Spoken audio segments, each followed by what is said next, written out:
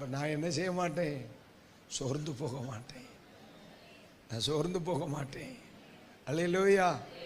அப்ப அதனாலயாக்கும் சில தெய்வ பிள்ளைகளை நம்ம பார்க்கும்போது இவ்வளவு பிரச்சனை வந்தாலும் கல்லு போல இருக்கான் பாருங்க.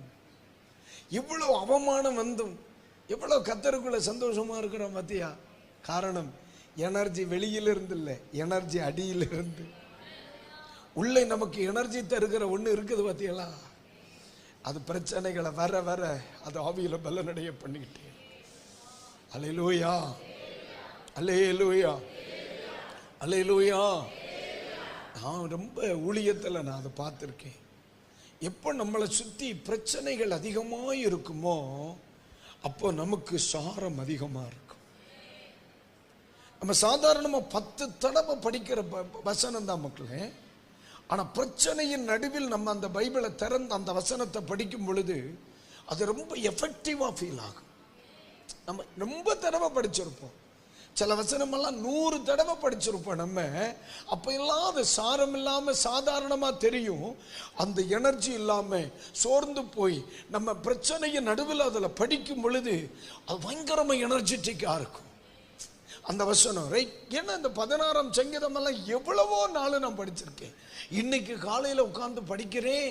அமீன், தோத்தர் அது சொல்லுது. அமீன், எதுல பங்கு இருக்கு?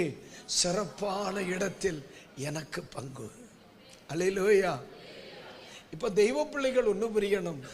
இவங்களுக்கும் மந்திரிக்கும் பயங்கர உறவு, இவங்களுக்கு எம்எல்ஏக்கும் பயங்கர உறவு, இவருக்கும் எம்பிக்கும் பயங்கர உறவு, இவருக்கும் வில்லேஜ் ஆபீசருக்கும் பயங்கர உறவு அப்படின்னு சொல்ல ஒரு உறவு இல்லாம இருந்தால் இந்த காட்டொலிவத்திற்கும் இந்த ஒலிவத்தின் வேருக்கும் பயங்கர உறவு.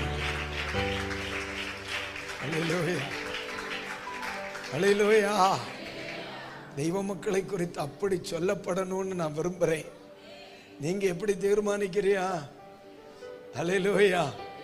எனக்கு இந்த உலகத்தில் யாரோடு உறவு இருக்கிறதோ இல்லையோ, எனக்கு இருக்க வேண்டிய உறவு ஒலிவத்தின் வேரோடு. அல்லேலூயா, அல்லேலூயா. எனக்கு வர வேண்டியது எங்கிருந்து வரணும்? ஒலிவத்தின் வேரிலிருந்து வரணும். அந்த சாரம் என்னை காப்பாற்றும், அந்த சாரம் என்னை நிறுத்தும். எத்தனை பேருக்கு இப்போ ஆவியில ஜெபம் பண்ணணும்னு ஒண்ணு தோணுது? எத்தனை தெய்வ பிள்ளைகளுக்கு ஆவியில ஒண்ணு ஜெபம் பண்ணலான்னு உங்களுக்கு தோன்றுகிறது? ஆவிக்குரிய அனுபவத்தை விரும்புகிறவர்களால் இனி சும்மா இருக்க முடியாது. ஏன்னா